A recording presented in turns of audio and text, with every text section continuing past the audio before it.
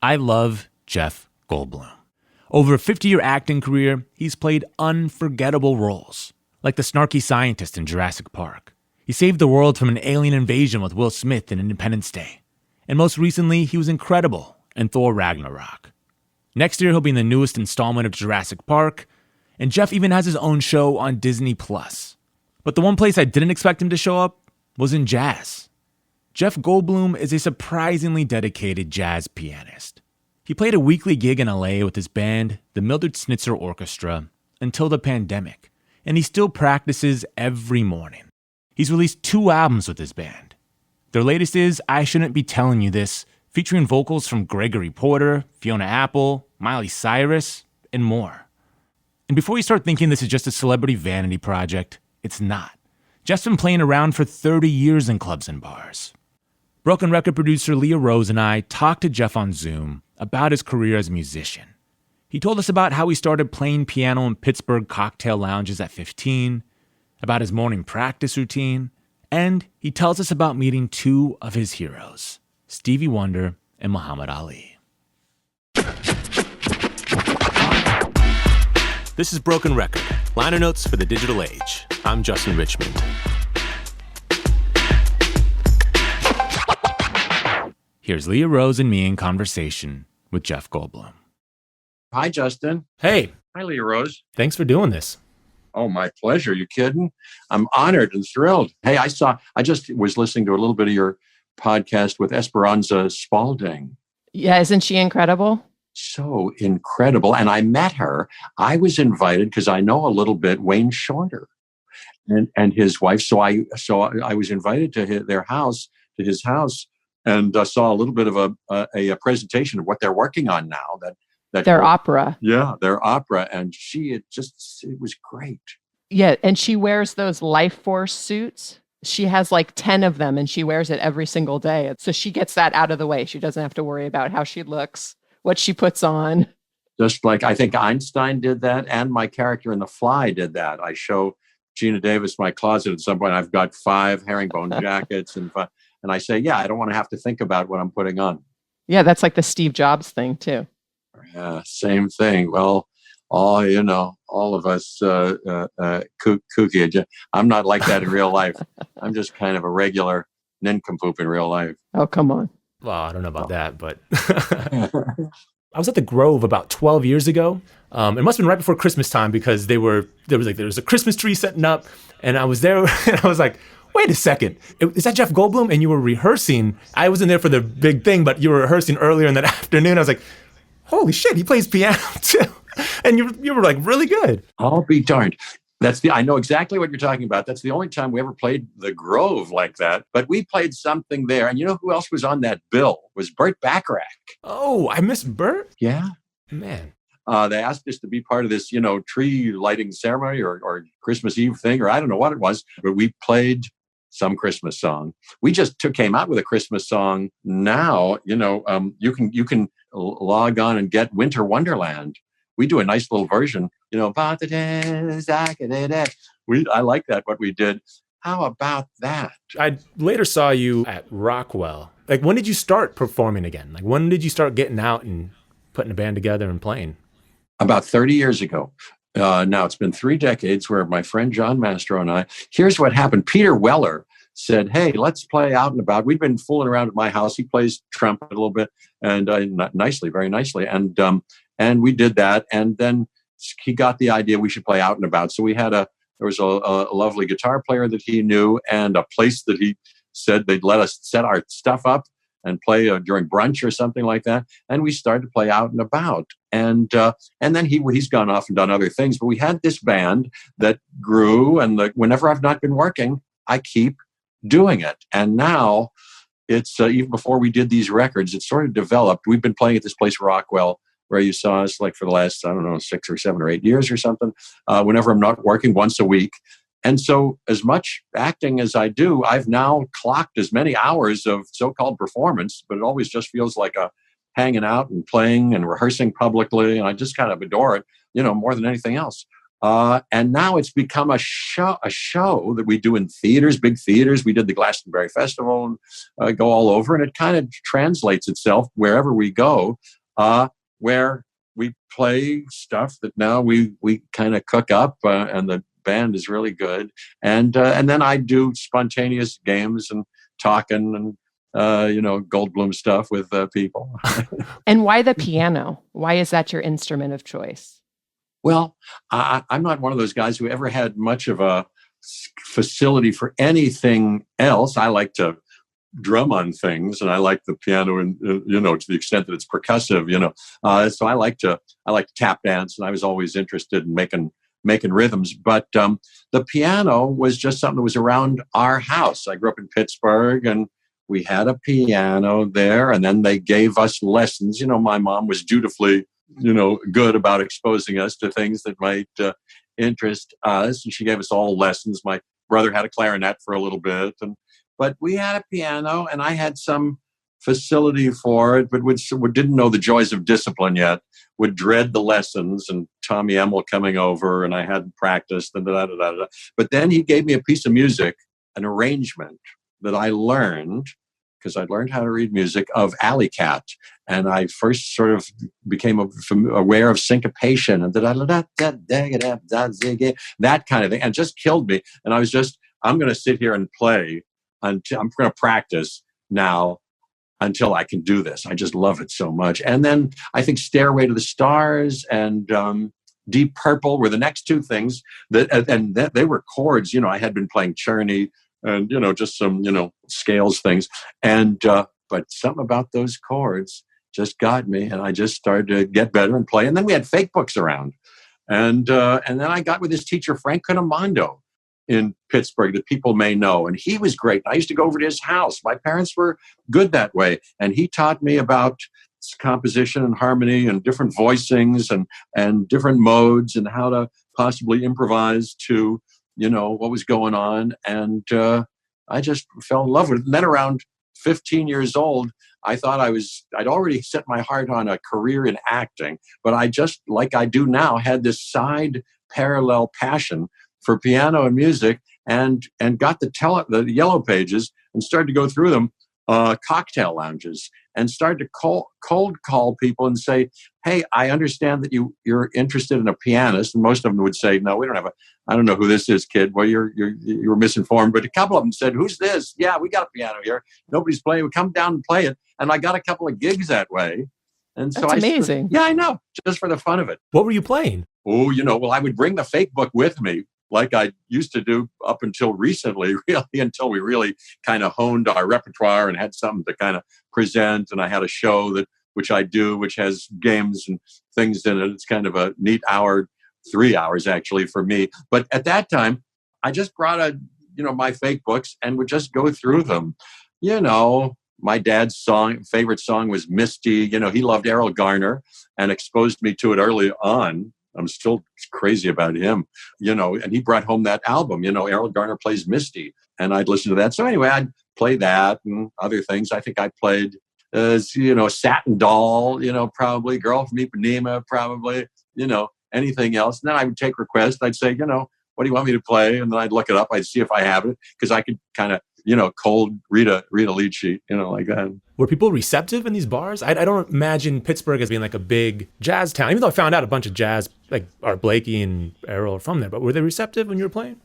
Ahmad Jamal, different people. Well, I don't think the places that I went were serious jazz. I don't think they were going expecting to see, Ahmad Jamal or Errol Garner there. But from what I gather, there were places that I should have been going to that were serious. There, Pittsburgh is a hotbed of talent, but I didn't. No, the places I went, like the guys that I got on the other end of the phone, I think they were just cocktail lounges, and they said, yeah, come down. And so I just saw the people there wanting drinks and stuff, and they were receptive.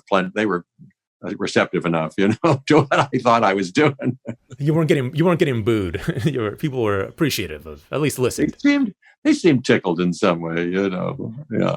At that point, did you act at all? Had you done any just little plays around, or? Well, around that time, I had my heart set on acting because I'd gone to Carnegie Mellon University in the between 9th and 10th and 10th and 11th grades for these 6-week summer sessions that they had the serious professors of that good school, that good program, teach these kids from all over the country. And I just felt like I was home and had found my family somehow, and was very excited, and would write on the steamy shower door every morning as I took a shower before school, "Please God, let me be an actor."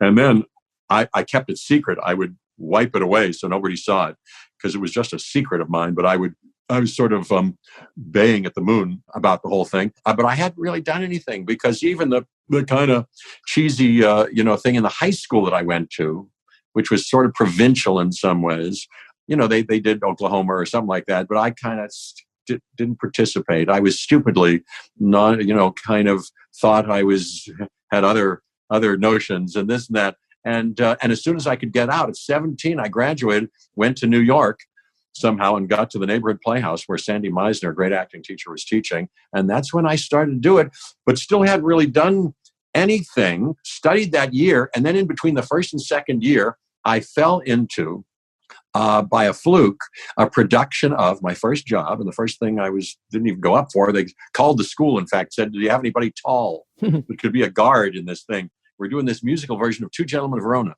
And Galt McDermott, who wrote Hair, oh wow, yeah. Along with Jerome Ragney, wrote the music to it, is doing the music to it. And John Guare, who's a great playwright, is adapting the Shakespeare. And Raoul Julia was in it. And I got the part. I joined that. It was in the chorus and this and that, and played in the pit.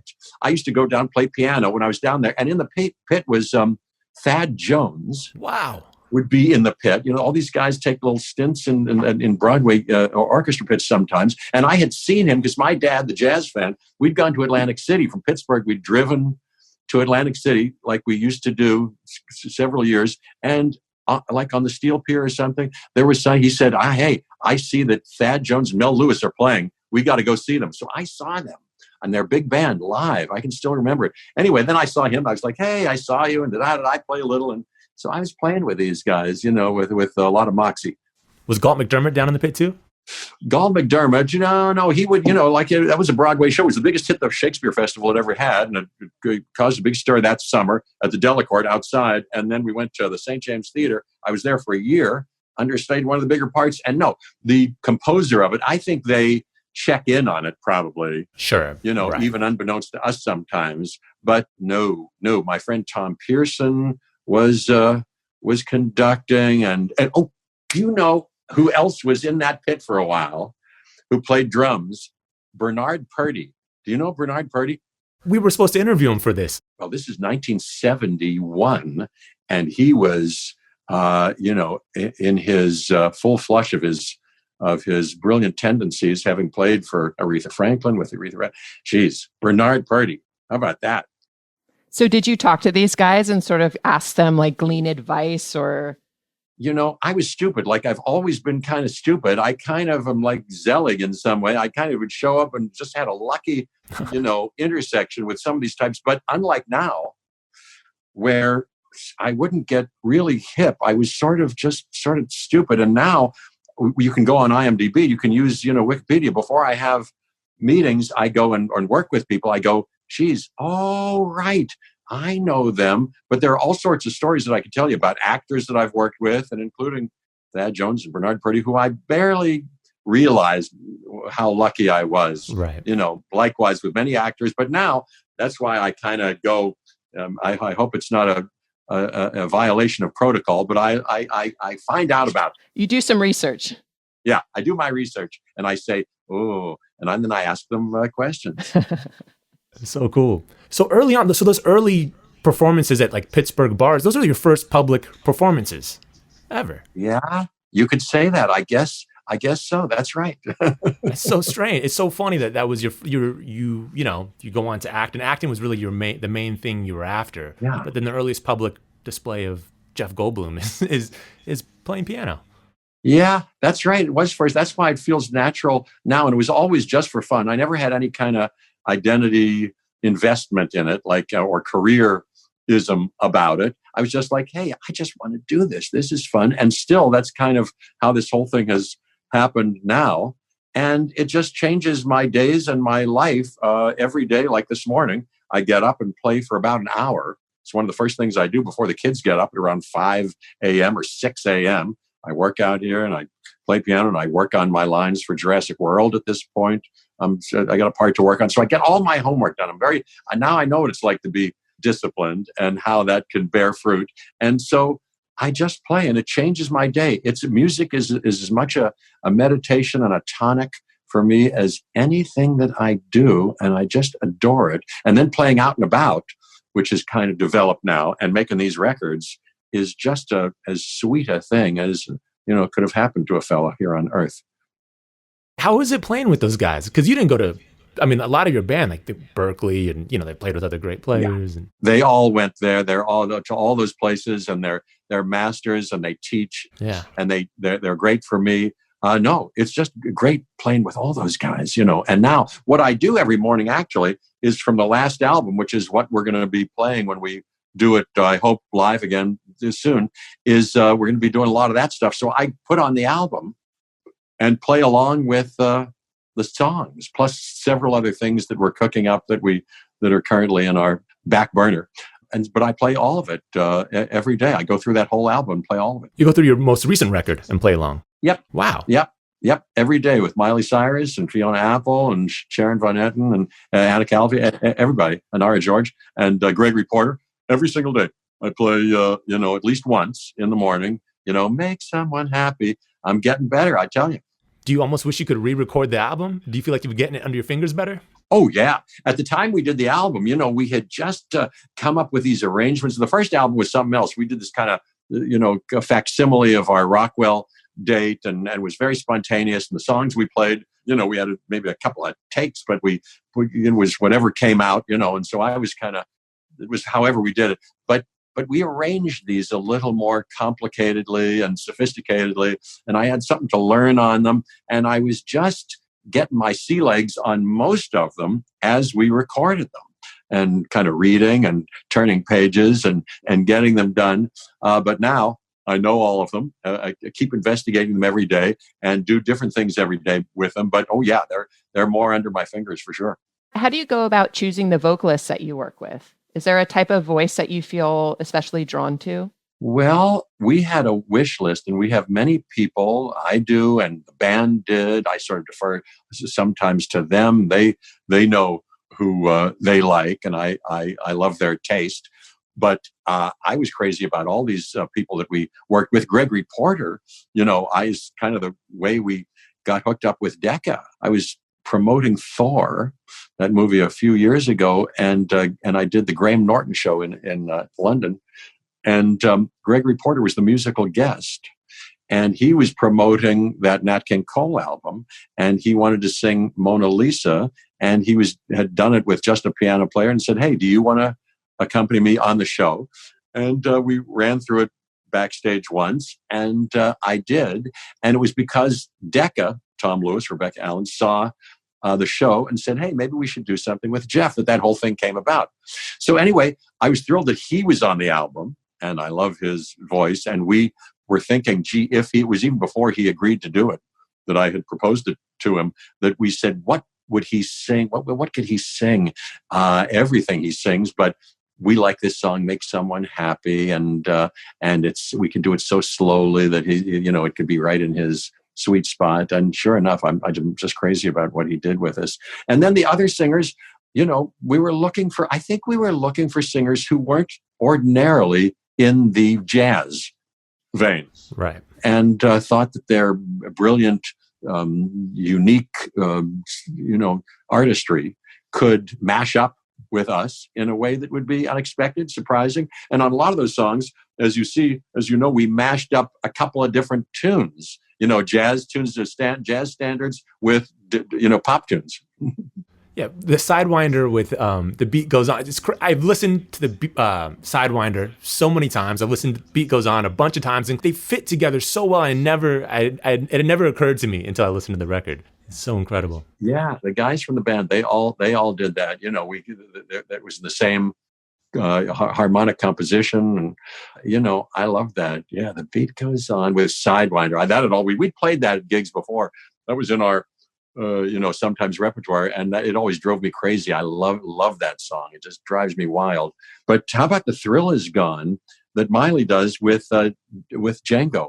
My brother, one of the records that had big influence on me was the Modern Jazz Quartet records that he would bring home, and John Lewis and Django. So they knew about that. They sort of, some of the band, Joe Bagg and John Story and Alex Frank, kind of figured out that Django would be good with The Thrill Is Gone. I love that. But how about 4 on 6 with Broken English? How did that come together? Well, the guys, it was before we got Anna Calvi to join us. They put it together. They said, let's do another mashup like that. And the chord structure was right for it. And so 4 on 6, which we'd played a bunch before, Wes Montgomery tune, but Broken English, Marianne Faithfull, I was not as familiar with that, but they figured that it was right. And I play it every day. Now I know that a lot better. I can't wait till we play that again. G minor, and I got a little solo in there for a moment. Oh, I like that song. And then, how about that? If I knew then, with Gina Saputo, that little, we transpose, it was their idea to transpose that Sarah Vaughan solo that she does, that she scats on that. And we play that all together just in a little snippet. So was there a concept before you started recording the album? Well, just only that this mashup of not only tunes might be interesting, but this mashup of maybe not traditionally jazz singers we could mash up with us. That was our theme. Mm-hmm. That was it. And then somebody said, "Oh, maybe you should sing a song." And I do like to sing, just for my own annoyance, and pleasure. And then Little, I recorded into Alex Frank's iPhone one day, Little Man, You've Had a Busy Day, which I've been singing to the kids when they go to sleep sometimes. And he said, "Yeah, do that." And they came up with an arrangement for that. Yeah. Do your boys look at you as sort of like a music man? Do you play the piano a lot while they're around and sing to them? Yes, we're singing all the time, and I play the piano all the time. I've got keyboards. I've got a nice old Fender Rhodes that I have, and another Yamaha keyboard that I use for practicing, and a nice Yamaha acoustic grand. And so they're around, and I play them all the time, and I'm singing, and they're, I think they're musical, and they're taking lessons themselves. Wow. Emily, who's very good at, keeping them exposed to all sorts of things. We got them into Suzuki. Do you know the Suzuki? Yep, I did Suzuki method when I was younger. You did? Yeah. I didn't know it so much, but now we've got a very good teacher named Sensei Kevin. And during this period, I drove them over to the Valley, and on Ventura Boulevard, there's a nice little studio, and he took some lessons there. And now he's been doing it twice a week, virtually.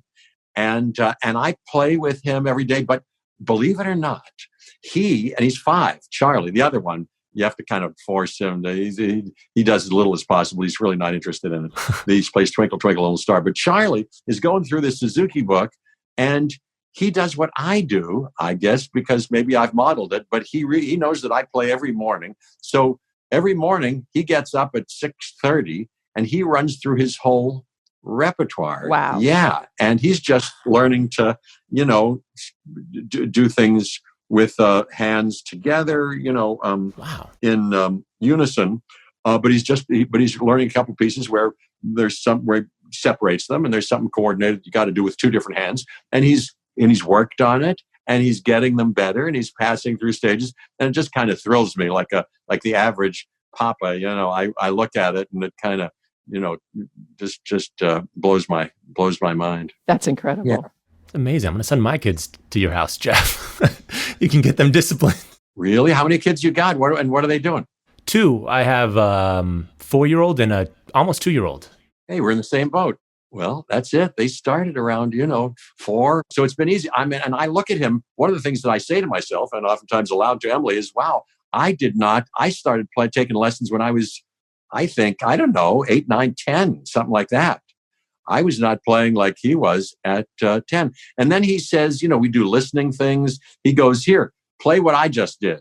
And then he just likes to explore the piano, and he puts all over the keyboard. And then sometimes, although we say, oh, don't ruin the piano, but he goes inside the piano. He likes to see how it works. And, That's awesome. start think, plucking the strings. Amazing. He might be an avant-garde, player one of these days. Has he gone to any of your gigs yet? He was, the nighttime gigs are 2. They go to bed at 7:30. Right. But, and we start the gig at 9. But when we've played a couple of these festivals, one I'm thinking of, I forget where it was, in the daytime, we all drove up to wherever it was, and it was a big outdoor festival, and he was on the side in the wings as I was playing. I don't know that it made much impression on him, but it maybe imprints on them, someplace. But I don't even know if he'd remember now. But even now, they're not. Maybe they model themselves after me in some way, but they're not particularly impressed. Oftentimes they'll say, "Stop playing, stop playing." They want to interrupt and stop. Yeah. But then he'll say, "Hey, do this stuff from my book," and I'll play stuff from his book, and they'll get kind of, frenzied and jump on me and stuff like that. Music is, as you know, it has a wild effect on the nervous system, doesn't it? Absolutely. He's going to be calling around to cocktail lounges pretty soon. Watch out. I'm sure. When you were their age, or maybe a little older, but just in your childhood, you weren't maybe as disciplined as they were with the playing. But was music an important part of your life? Were you listening a lot and introduced to a lot? Yes, I was listening. Like I say, my dad brought home those Errol Garner records, and they would bring Broadway musicals home, and Music Man and My Fair Lady and stuff like that. But jazz. And then I had an older brother, like I say, 4 years older than I was, who was really into jazz. And he would bring home Stan Getz and Gilberto. That album I was listening to a lot, and Modern Jazz Quartet, and all kind of stuff. So it was around, and it did something to me. I would get jazzed up, around music early on. So would you say, do you consider jazz to be your favorite type of music? Well, and can you try to articulate what it does for you? So many things, jazz, there's so many kinds of jazz and different songs that hit all manner of chords in you. But yeah, I find it complicated, sometimes, and can hit places in me that are uniquely unreachable otherwise. Certainly, I love, early on, I sort of got the idea that musicians, and even in recording, could do something spontaneous and be inventing something on the spot. That has always done something to me. That idea, I'm still enthralled with it, and I try to bring that to my acting and my presentations of one kind or another, and I'm a student of it as it applies to jazz.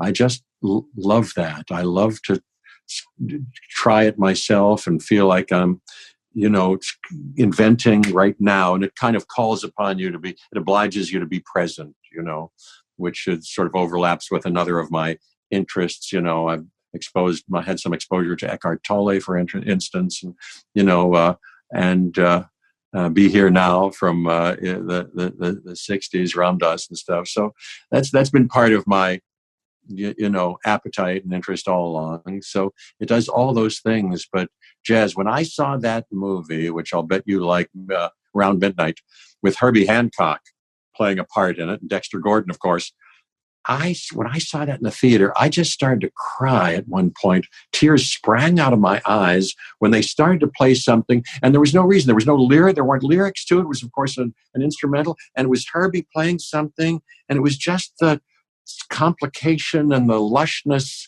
and of the chords that just did something to me. And of course, all those practitioners, their devotion, lifelong devotion to it, and a sacred, romance with it, is just, hits me hard. Yeah. And then we had a little 45 player, my sister and I, who's 2 years younger, and she and I would collect these things.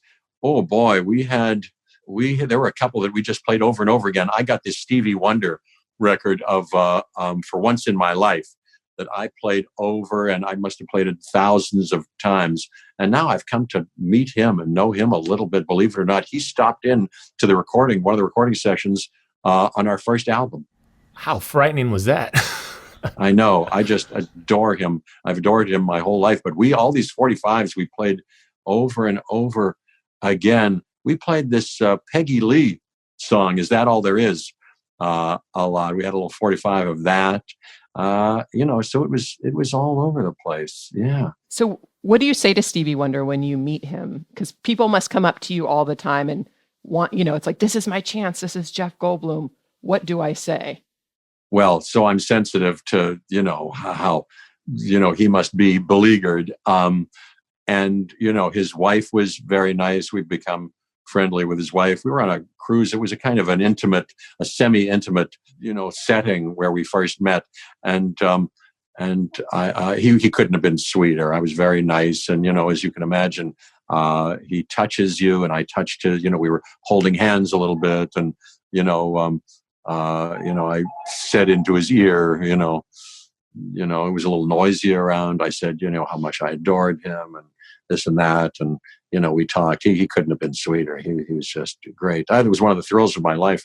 Amazing. It's like the time I met Muhammad Ali and his wife. It was later. He was already getting a little bit challenged. And he said, "Oh, Jeff Goldblum, you scared me. You scared me." I said, "What do you mean?" His wife said, "Oh, we saw the fly. We just saw the fly." He said, "Oh, Jeff." I said, "Well, champ, I got a little weepy. I said, I just adore you so much. And I've always, you've meant so much to me and thank you so much." And he said, "Well, I may come over and knock on your door someday and come over and visit you." I said, "Oh, champ, that would be just great." Anyway, I never got a chance to, or he never did. But I just, I'm very easily starstruck by a couple of types, especially.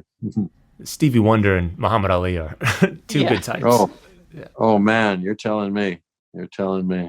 It's funny too, because I guess a lot of people, people probably have seen The Big Chill, and a big part of that movie is the soundtrack. Mm-hmm. And a lot of people, of your cohort, it's like that's the soundtrack of their growing up, the Stones and the Motown, which of course Stevie's a part of. But it seems like you were more jazz geared than Beatles and The Who, did you also listen to a lot of rock and roll? And I was jazz geared. I had a big thing for jazz, but when I went to this little kind of provincial small town school, we were in the suburbs of Pittsburgh, and we used to have little dances. But right around that time, let me see, I was born in 52. So when I was like 13, coming of a particular age, it's now 52, 65, something like that. And look up the hits that we had at our lunchtime, dances, and they played all Motown stuff. So, Diana Ross and the Supremes and Marvin Gaye and all that stuff. Well, I was really into Ray Charles. I was into real early. And then the only kind of rock stuff, would come on the radio, but rock stuff, the same brother who was interested in jazz, took me over to his apartment once. He'd already moved out of the house when I was 15, 16. I looked up to him, and he had a bunch of Beatles albums and introduced me for the first time to, the White Album, Sgt. Pepper's and Magical Mystery Tour. And I loved those, those made a big impression on me. Yeah. What an era of music to be a young person. I know. It was totally magical. I know. I feel very lucky to have been right where I was somehow. And then New York, and, at a really cool time too, for not only for acting, but music, I mean, you could still go into any jazz club and see incredible people, or go to Greenwich Village and, insane. Yes. Yeah. What would you do on off nights when you weren't working in New York City? Well, I wish like I said about my, now, encounter with some people. Sometimes I didn't know who I was with or where I was. I wish I'd looked around more, because I was a very focused kind of acting student, and I had things to do, and I was very good at that point. But my friend Tom Pearson, who was the leader of the band and a piano player, took me to a couple of gigs, and I remember I think we saw Wayne Shorter and saw some very kind of new stuff that they were doing that was, atonal and went on, and that was really something else. We were there. Yeah. Yeah. I wish I could have appreciated where I was more, and everything that I might have exposed myself to more. Probably just like now, there's probably right in my own backyard things that if I were fully awakened, I would cherish, investigate, and understand more. I'm sure there are things like that. Yeah, well, that goes back to the be here now. You're just supposed to be happy here in the moment, present where you are. It's all enough. I think so. We're getting exactly what we need right here, right now, somehow. Yep. What drove you to acting primarily, given your sort of early leanings towards piano and music and performing with, at these bars? Yeah, it's a little mysterious. All of this is a little mysterious. I just was. My parents once again, exposed us to, theater. We went to children's theater. I remember early on when I went to at the Pittsburgh Playhouse, a couple of shows. For kids, I don't know, Beauty and the Beast or something like that. I just was very excitable because of it, and I remember thinking, who are those people who are doing that? What are they doing backstage? How do you do something like that? And that it just happened like that. And then I took those summer classes at Carnegie Mellon University. I was already yearning for some kind of part of me that was as yet unexplored in this, like I say, small town kind of school. And I think it had something to do with, listen to this, my parents had parts of them unexplored, potentially unrealized, that were theatrical. My mom early on had some kind of experience where a scout of some kind said she should, leave Pittsburgh to go to New York. And her mom said, no way, da-da-da-da. And then my dad, at some point in his, the late teens, thought, because he was trying to get out of poverty and make something of himself, thought for some reason he was either going to be a doctor or an actor. And he said he stuck his head in the back of a class at Carnegie Tech, which Carnegie Mellon was then called. And he thought to himself, he reported to us, that it was out of his league. I don't know what he meant by that. Maybe it was that it was emotionally, because he was always a little bit conservative emotionally, I think, even though an authentic person of deep feeling, he was not theatrical, he thought, maybe. And so he was a doctor. He became a good doctor and like that. So maybe the lost, hot potatoes of unrealized talent and interest it came to me somehow. And maybe that had something to do with it. Who knows? Do you think your parents saw it the same way? Like you were living out this dream that they had in a way? They never said, if I can remember rightly, I don't ever recall a conversation where they said, hey, we didn't do it, but you do it. Or, and I don't think it was a conspicuous and ever-present part of their current adult life where they were like, I should have been an actor. I don't think they thought that. So it never came up like that. And I don't know if it ever even occurred to them or they said to themselves. But I'll tell you this, they were both kind of tickled by the idea that I was doing some of this stuff. And like I say, music, my dad was like, listen to Errol Garner, listen. He likes the pauses and listen how brave he is there. And he would go, ba, ba, ba, ba, and these octaves. He kind of knew he had a music appreciation and a real kind of appetite for it.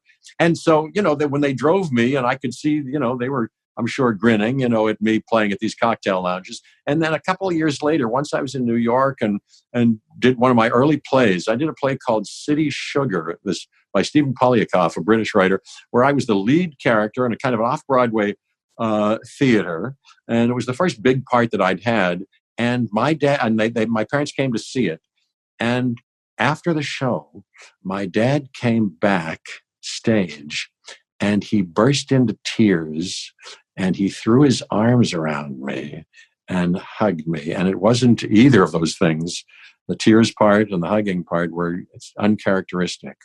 And it really got him. And now that I'm thinking of it, when I was going to Carnegie Mellon and coming back, he said in a very memorable moment for me. He said, I was there, and he said to my mom, "Well, look," as I was saying, "Oh, this is what we learned," and da da da da da. I was kind of chattering on.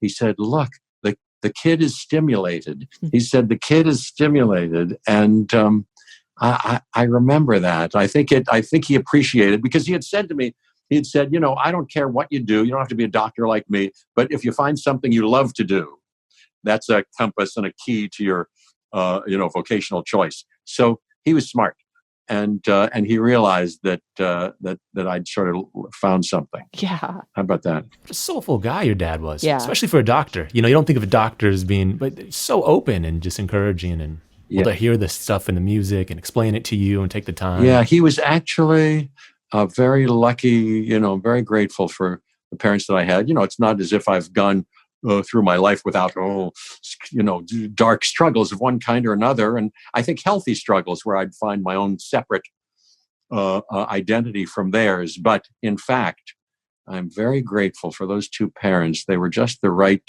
combo for me to have wound up right here, right now. And yeah, he was, for in any objective way, a kind of sophisticated, soulful, wise fella. How about that? And very generous, sweet guy. That's amazing. Are you writing at all? Are you secretly composing any songs or anything unrealized, or do you want to? No, not really. I don't really compose. Although I must say, the other day, Charlie, we sat down and he brought me a couple of blank sheets of, printer paper, and he said, "Here, write." He didn't know how to say it. Write music. Let's make up a song. He said, and so I wrote a staff. I put the treble clef, and I wrote the staff, and he did something, and I wrote it down. And then I added something to that. And then he added something to that. And I wrote it all down. It's on the piano in the living room right now. And I like playing it. It's different. I wouldn't have come up with it on my own. It's a little, I don't think we're Lennon and McCartney, but we came up with something. It was fun. Is this a side project? This is your new band. It was fun. Well, we like playing together. I got a couple of drums. I got some bongo drums and a nice kind of conga. And we all make sounds together. We like it. That's amazing. If you had to put together a jazz starter kit, which albums would it include? Well, that's a good question. The guy, I'd ask the guy for the real good answers. I'd ask Joe Bagg and Alex Frank and John Story. But let me see, from my own personal experience, well, because they're still turning me on to, Wynton Kelly. I'm learning a solo of Wynton Kelly's right now. And I had not been so focused on him before. So there's so many. But, Oscar Peterson, if you're interested in the piano, I'd listen to Oscar Peterson and Bill Evans. And I like Keith Jarrett, and I like Thelonious Monk. Anything by any of those guys I like. Geez, there's so many tributaries of that river, that you can go down. It's kind of personal taste. And, like I say, I'm still getting turned on to so many different things now. But those, Miles Davis, I do love. Those piano players, Oscar Peterson, Errol Gardner, Thelonious Monk, all pretty different. Is there anything you think you take in from their playing and you put in yours, or anything you ever play and you're like, oh, I got that from Oscar? Well, Oscar Peterson, you have to get those chops. You can't just kind of even imitate those chops. But I do like to do runs, and I do like a couple of his gospel-y kind of voicings that I've sort of tried to study a little bit, that I love to listen. And when I listen, I feel like I'm immediately, not that I can reproduce it, but I'm immediately, influenced and excited about it. And then Monk, of course, I like to play a hard, masculine, angular, unexpected fifth down low and do something, that's full of ugly beauty, all over, and he's very inspirational. Keith Jarrett, I like the way he has a kind of religious experience that comes deeply out of him, and he's so sophisticated and at the same time spontaneous with a connection seemingly between his musical imagination and his fingers and what he hears, which is so brilliant, immediately making music like that. It's a beautiful thing to watch. I love it. Have you seen him at all ever? No, I'd love to. You? Yeah, I saw him at the concert hall in 2006 when I was like 16. Saved up a bunch of money. It was expensive, but bought a ticket, went, and it was solo and improv. Did a solo improv, and it was mind blowing. I'll bet. Mind blowing. I'd love to have seen that. If I had a time machine, maybe that's the reason to go back. I'd go back with you, and we'd watch it again. Cool. I'm so curious about this. I've heard you refer to yourself as a late bloomer. Well, true enough. Yeah. Yeah. So how does that manifest itself? What does that mean to you? How are you blooming? Well, first of all, here I am at the age I'm at, and I have a 5-year-old and almost a 5-year-old and a 3-year-old. So that's late blooming and fertility of some kind. And my teacher, Sanford Meisner, was very good. He said that it takes a serious 2 decades, 20 years of continual work before you can even call yourself an actor, meaning that it really takes that much time before you can grow in yourself inside the life of an actor and how you really live and use things and see things and can function theatrically, imaginatively, and know yourself and can use yourself, et cetera, et cetera.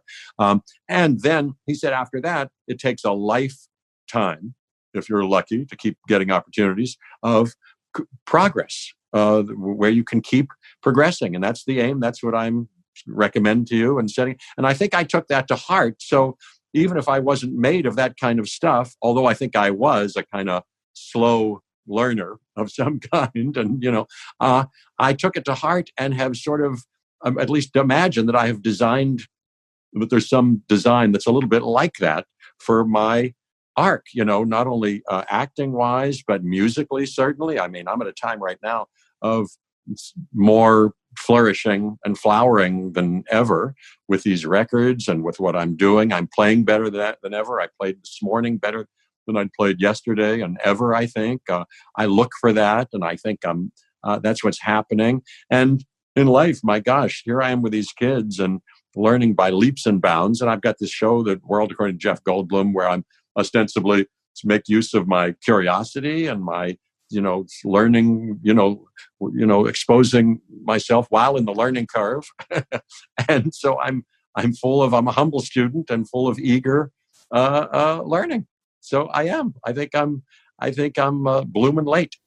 Yeah, it's super inspiring because so many people just reach a certain age or point in life and just sort of shut down, and whether it's shutting down to like even discovering new music or anything, people can get so rigid. Yeah. So it's really nice to hear that. Oh, thank you. Well, I was exposed to the right idea here and there, and I do aspire to it. And I try to lend. I'm sure I'm becoming brittle and shriveled, and pretty soon I'll be all gone. But in the time that I have, however much it is, I'm trying to supremely make the most of and cherish the opportunity. Cool. Incredible. Thanks for the time. Really appreciate it, Jeff. Thank you, Jeff. Thank you so much. It's such an honor to be on this great show. I'm thrilled. Thank you so much. Thanks to Jeff Goldblum for chatting with Leah and I. Jeff Goldblum's new album, I Shouldn't Be Telling You This, is out now. You can hear it along with tracks from the artists he mentioned in the interview in the playlist for this episode at brokenrecordpodcast.com. You can follow us on Twitter at Broken Record. Broken Record is produced with help from Leah Rose, Jason Gambrell, Martin Gonzalez, Eric Sandler, and Jennifer Sanchez. with engineering help from Nick Chafee. Our executive producer is Mila Bell. Broken Record is a production of Pushkin Industries. And if you love this show and others from Pushkin Industries, consider becoming a Pushnik. Pushnik is a podcast subscription that offers bonus content and uninterrupted ad-free listening for only $4.99 a month. Look for Pushnik exclusively on Apple Podcast subscriptions. And if you like the show, please remember to share, rate, and review us on your podcast app. Our theme music's by Kenny Beats. I'm Justin Richmond.